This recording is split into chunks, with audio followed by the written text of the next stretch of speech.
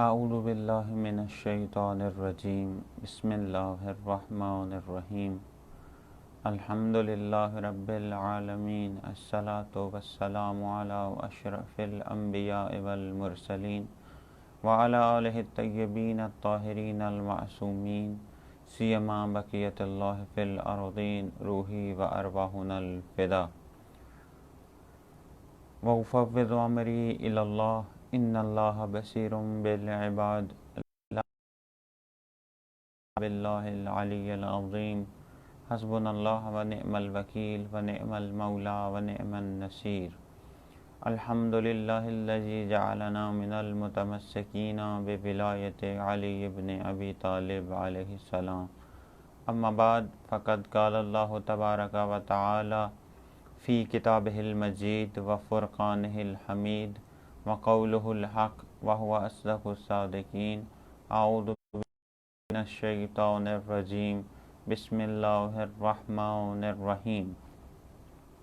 الذین یتبعون رسول النبی الامی الذی یجدونہ مکتوبا عندہم فی التوراۃ والانجیل یأمرهم بالمعروف وینہاہم عن المنکر ویحل لهم الطیبات ویحرم علیہم الخبائث ویضع عنہم اسرہم والأغلال التي كانت عليهم فالذين آمنوا به وعزروه ونصروه واتبعوا النور الذي أنزل معه أولئك هم المفلحون۔ ماہ محرم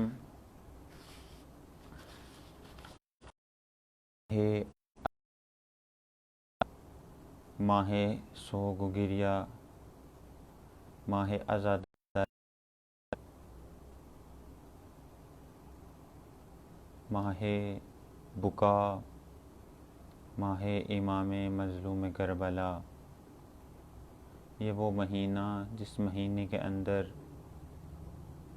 اسلام کے شجرے کو امام مظلوم کربلا نے اپنے پاک و طاہر خون سے کداور کیا۔ یہ وہ مہینہ جس مہینے کے اندر امام مظلوم کربلا نے مرتے ہوئے اسلام کو زندہ کیا۔ یہ وہ مہینہ جس مہینے کے اندر امام مظلوم کربلا نے اسلام کے ہر حیات بخشی، ہر اس رکن کو بچایا، ہر اس رکن کو زندہ کیا کہ جو رکن مر چکا تھا۔ در حقیقت امام مظلوم کربلا نے کل اسلام کو اس مہینے کے اندر سن 61 ہجری میں کربلا کے میدان میں، کربلا کے صحرا میں حیات بخشی۔ یہ وہ مہینہ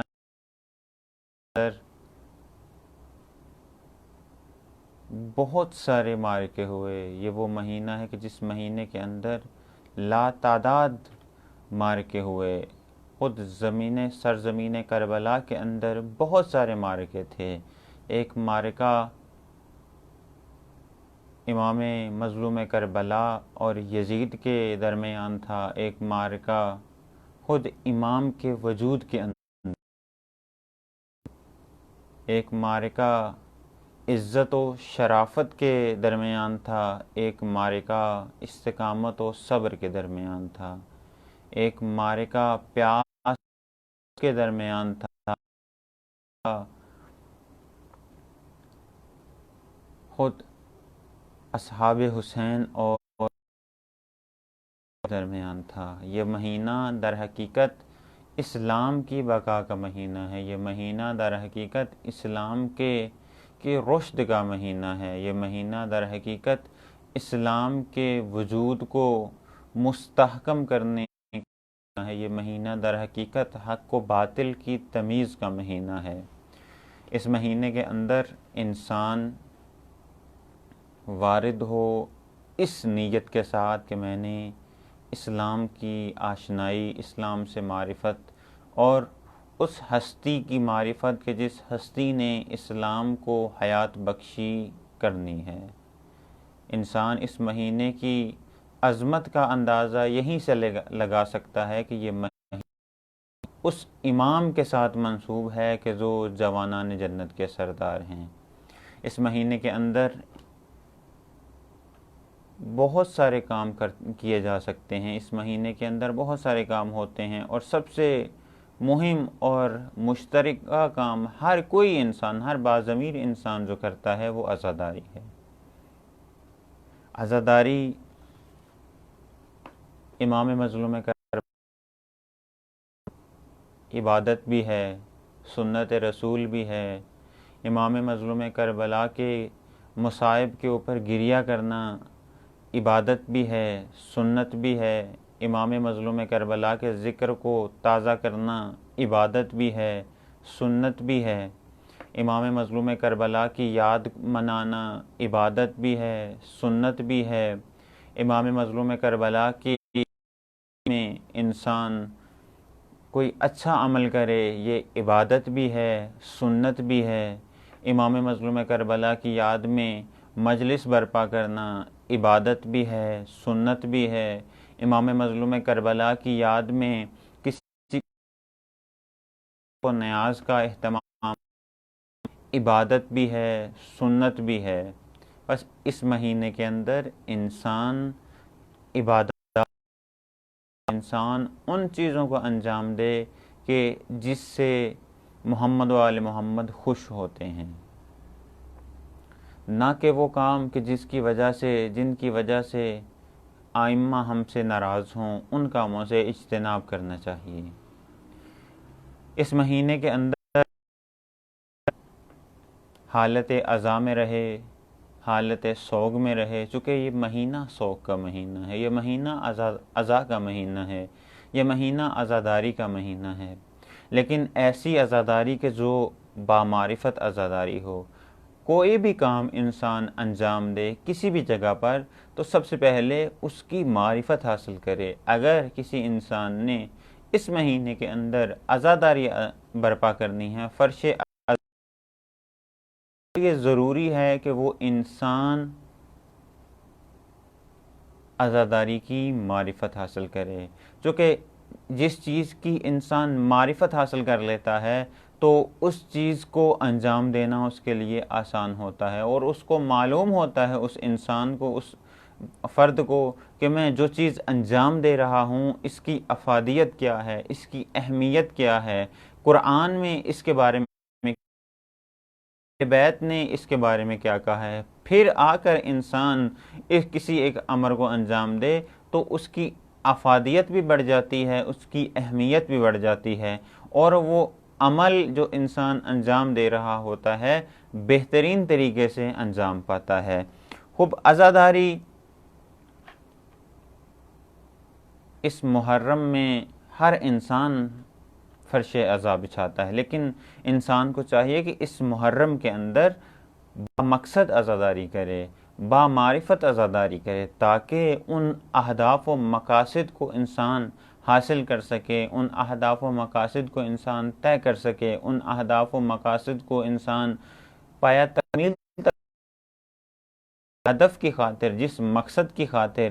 جس ذہنیت کی خاطر انسان عزاداری انجام دیتا ہے، اور جس مقصد کی خاطر امام مظلوم کربلا نے قیام کیا۔ در حقیقت عزاداری اس قیام کے معرفت، اور معرفت کے بعد اس قیام کے حصول کے لیے عملی جدوجہد کا نام ہے۔ وہ ہر دور موجود ہے کہ امام مظلوم کربلا نے سن 61 ہجری میں ایک قیام کیا تو وہ سن 61 ہجری کے ساتھ مختص ہے، بلکہ امام مظلوم کربلا کا قیام قیامت تک کے لیے ہے۔ اس لیے تو امام نے ولید کے دربار میں یہی فرمایا تھا کہ مثلی لا یبایع لمثلہ، مجھ جیسا اس جیسے کی بیعت نہیں کر سکتا۔ یہ نہیں فرمایا کہ میں اس کی بیعت نہیں کر سکتا، بلکہ یہ فرمایا کہ مثلی لا یبایع لمثلہ، مجھ جیسا اس جیسے کی بیعت نہیں کر سکتا۔ جملہ فرما کر امام مظلوم کربلا نے اپنے قیام کو قیامت تک کے لیے جاری رکھا۔ بس اب جو امام مظلوم کربلا کا پیروکار ہے، جو امام مظلوم کربلا کا عزادار ہے، اس کے لیے واضح ہے، اس کے لیے ہدف واضح ہے، اس کے لیے امام کا مقصد واضح ہے، اس کے لیے امام کا وہ قیام واضح ہے کہ اپنے دور کے یزید کو ڈھونڈ کر، اپنے دور کی یزیدیت کو ڈھونڈ کر اس کے خلاف قیام کرنا ہے اور اس کی بیعت نہیں کرنی، چونکہ عزا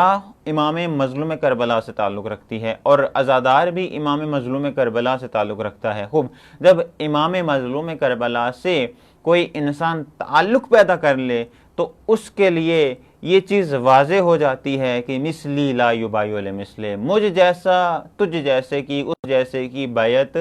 نہیں کر سکتا۔ پس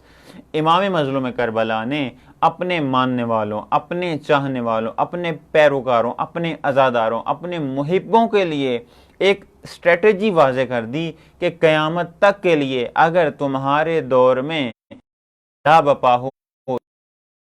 یزید سر اٹھائے، تمہارے دور میں کوئی یزیدیت سر اٹھائے تو تم نے اس کی بیعت نہیں کرنی۔ مثلی لا یبایع لمثلہ، مجھ جیسا اس جیسے کی بیعت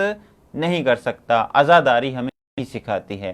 عزاداری کا مقصد کیا ہے؟ عزاداری کا مقصد یہ ہے کہ ہم آئیں فرش عزا، آئیں مجلس امام مظلوم کربلا میں آئیں اور اپنے دور کے کو پہچانیں، اپنے دور کی یزیدیت کو پہچانیں تاکہ ہم اس کے خلاف اقدام کر سکیں۔ عزاداری ہمیں یہی سکھاتی ہے۔ عزاداری کا ہدف یہی ہے کہ انسان اپنے دور کے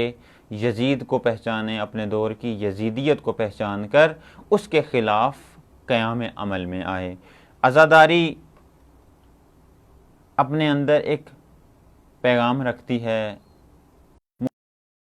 ایک پیغام رکھتا ہے۔ جب بھی ماہ محرم آتا ہے تو اپنے اندر ایک پیغام لیے آتا ہے، اپنے اندر ایک میسج کو سموئے ہوئے آتا ہے۔ چونکہ محرم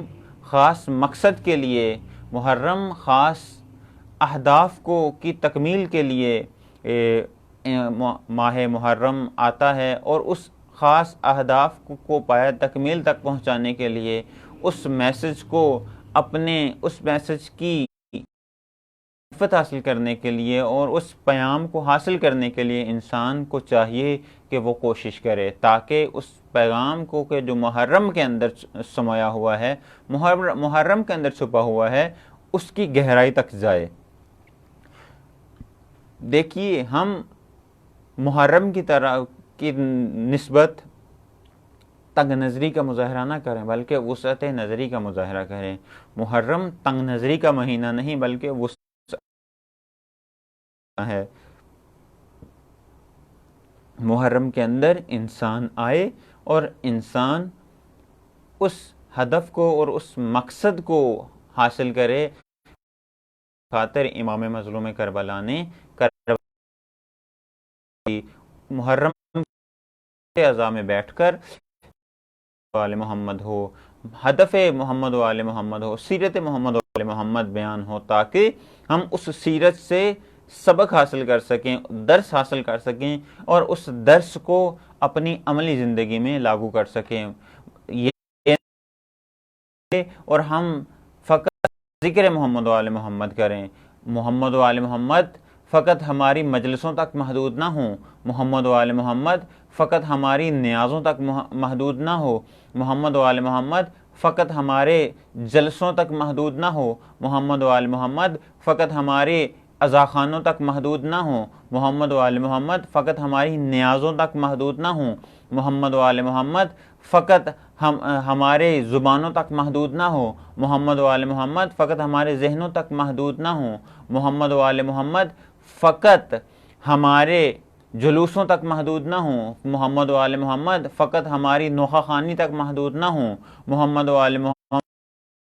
منقبتوں تک محدود نہ ہوں، محمد و آل محمد فقط ہماری خطابت تک محدود نہ ہوں، محمد و آل محمد فقط ہمارے مثلا وہ شعلہ بیانی کی حد تک محدود نہ ہوں، بلکہ محمد و آل محمد ہماری زندگیوں میں آئیں تاکہ ہم اپنی زندگی کو اس طریقے سے گزار سکیں جس طریقے سے محمد و آل محمد نے وہ زندگی خدا کی خاطر خدا کی طرف صراط زن ہو سکیں۔ محمد و آل محمد کا تذکرہ ماہ محرم الحرام میں فرش عذاب بچھا کر انسان جب محمد و آل محمد کا تذکرہ کرتا ہے تو اس کا مطلب یہ ہے کہ انسان محمد و آل محمد کو اپنی عملی زندگی میں، خواہ وہ انفرادی زندگی ہو، خواہ وہ اجتماعی زندگی ہو، خواہ وہ ازدواجی زندگی ہو، خواہ وہ اقتصادی زندگی ہو، خواہ وہ معاشرتی زندگی ہو، خواہ وہ سوشل زندگی، خواہ وہ معاشرتی زندگی ہو، حتیٰ ہر زندگی کے ہر پہلو میں محمد و آل محمد ہونے چاہیے، تاکہ ہم دنیا والوں کو بتا سکیں کہ محمد و آل محمد کا کردار کیسا تھا۔ اور جب ہم فرش عزا میں آتے ہیں، جب ہم فرش عزا بچھاتے ہیں تو لوگوں کو اس ہستیوں اور اس گھرانے سے تعلق رکھتے ہیں کہ جو گھرانہ ملائکہ کا زمین کے اوپر سائبان رہا ہے، وہ گھرانہ کہ جس کے اوپر خدا کی رحمتیں نازل ہوئی ہیں، وہ گھرانہ کہ جس کے لیے خداوند متعال نے پہاڑوں کو زمین پہ گاڑا، جس کے لیے خداوند متعال نے آسمان کا سایہ کیا، جن کے لیے خداوند متعال نے چاند کو خلق کیا، سورج کو خلق کیا، چاند میں نورانی دی، سورج کو آفتابی کیا، ستاروں میں چمک ڈالی، دریاؤں کو بہایا، نہروں کو بہایا۔ اس دنیا میں ہر ایک خوبصورتی اگر خداوند متعال نے خلق کی ہے، پیدا کی ہے، تو وہ محمد و آل محمد کی وجہ سے ہے۔ اور اگر محمد و آل محمد کا وجود میں نہ ہوتا تو خداوند متعال اس دنیا کو، اس کائنات